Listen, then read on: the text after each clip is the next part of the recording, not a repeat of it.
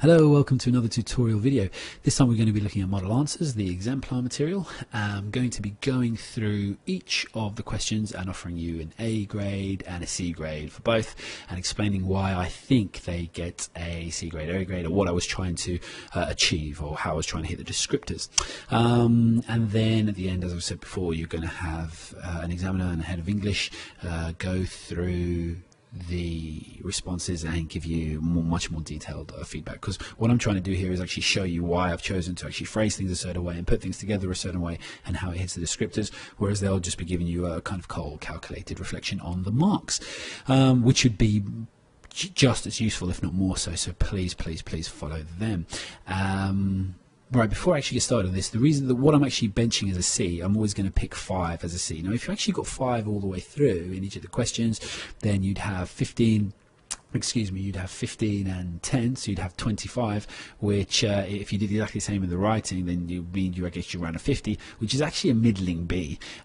So you might wonder, why am I not looking at the 4 rather than looking at the 5? The reason being, first of all, is expectations. If I ask you to go for a 5, if we even try and reference down here, then we're just getting into a grey area we don't need to. What we should try and go for this middling C. The other reason is if you did just get 4 the whole way through, then you would not end up with enough marks to get you wouldn't end up with getting enough marks to get a C, and I'll demonstrate that to you for both the mark schemes. So the paper's out of 80, and obviously halfway then would be 40, and then the 4 marks that you'd actually have the whole way through wouldn't satisfy, because that would get you 40, which would say, for example, here in the January 2012 paper, 40 marks for English higher, which is here, this row here, that would get us 41. And here we have the June 2011 one, and again the higher tier, which is here, that one we actually needed 43 to get the C grade. So you can see from that getting the 4 all the way through wouldn't be enough, and that's why we're focusing on the 5.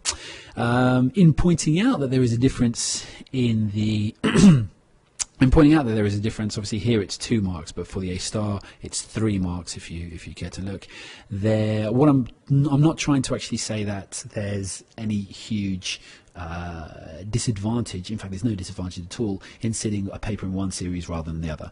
What you've got to understand is that there's hundreds of thousands of students doing these exams across the country, and the examiners have to keep the relevance of the grade. So if I turn up to a college and say, hey, I got an A star, then the presumption is that that's a very rare grade. I think it's only 1 or 2% of students get A stars, so that's much more appealing. If the AQA had actually set the exam so it was really easy somehow, but obviously they're not really going to do that because they've got years of experience in doing it.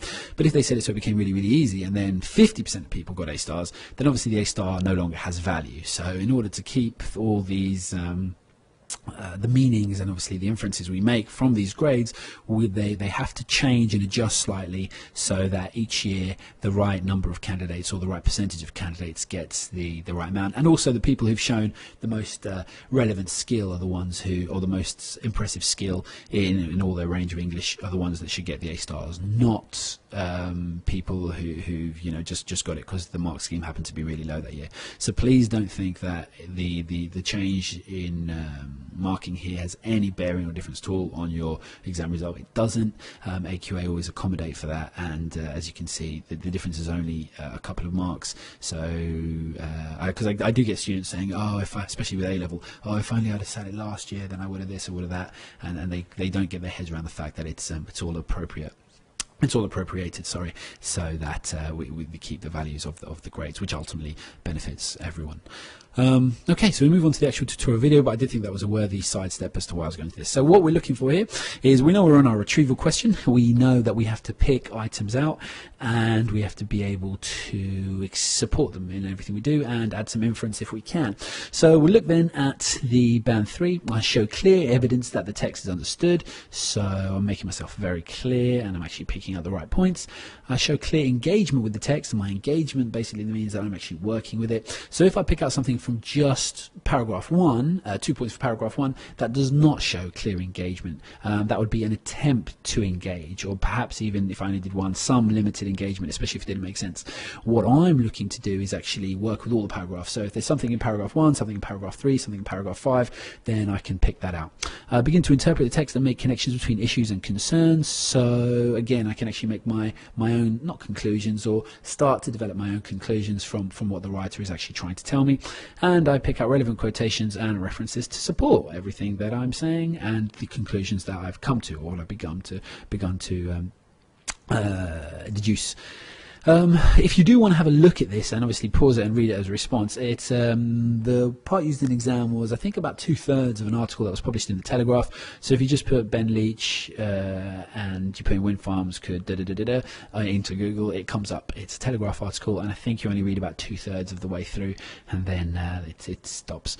So yeah, so we look now at the C grade response. This should get me, I reckon, a 5, but obviously the examiner will get you, will tell you exactly what they think or how they would have marked it based on their experience as well. So from the article we learned that some protected areas have been given planning permission for 14 wind farms. So basically I've read the paragraph and I've just explained 2 things. It's protected areas that are being referenced and they've been given planning permission. We also see that some people do not want this to happen because the places are beautiful, like in Cornwall. It says Cornwall is famous for scenery and views, and now it will be damaged. Again, very clear. I'm offering relevant quotations from when I mentioned 14, obviously the number, and obviously the damage, the beauty of the space that was actually broken. And I've obviously understood the text because I've mentioned that people don't want it to happen and why they don't want it to happen. The turbines are explained to be very big. Again, you see the simplistic writing here. It's just very clear. You know, I'm not. In fact, if we just scroll down a little, actually, I won't look at that. The examiner will go through that with you. The turbines are explained to be very big, bigger than Big Ben, and that will ruin views in the areas for the people. So again, I've kind of echoed, remember, and this is what I was talking about on one of the videos when I was talking about the referencing to umbrella. They're both very similar ideas, okay? So one is that it's basically, in both, it's just saying it's not going to be as good. But here it's saying, well, it's going to destroy the scenery, and here it's actually saying it's going to blight the landscape. Obviously, the student, probably a C-grade student, wouldn't use terms like blight the landscape, so I've actually ruined views, is what I presume a C-grade student would say. And here we have the places were beautiful, but they'll be damaged. Again, it's just talking about the destruction of the natural environment. So the way it's phrased is different, but it is well showing a very good engagement, because a very clear engagement, because it understands the nuances between them. So if you remember in the video, the earlier video for question 1, when I actually gave the example about the weight loss or losing weight, etc., you know, that's the kind of the umbrella, and then everything else comes under that. So these two show different aspects of elements that come under the umbrella of you know, damage to the area.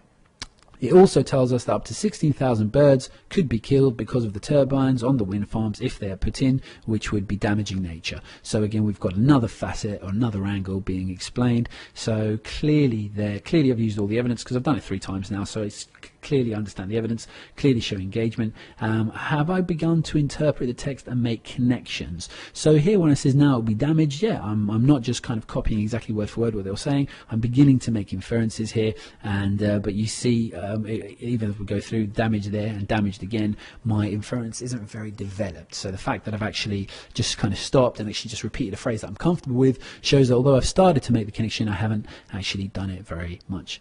But one guy from the British Wind Energy Association has tried to explain that the wind farms are needed and that people complaining have to think about the way they use energy better. Now that's a little bit more vague. These are actually all kind of stronger points. These would actually put me up towards a 6. This one takes me down a little. Whether that would be enough to bring me back down to a 5, I don't know. I think this is the weakest line of the whole thing. It shows I haven't really fully comprehended, and you feel that when you get a C-grade student's essays. Basically a B is kind of like really solid all the way through, and with this one it's just a little grayer, just because he hasn't really explained. It's a very vague, you know, and it kind of feels like, well, maybe he hasn't understood it properly, and that's why he hasn't put it to us properly. So yes, I believe that will get me band 3, and check back to the examiner's video at the end so you can actually see what it does get and exactly why.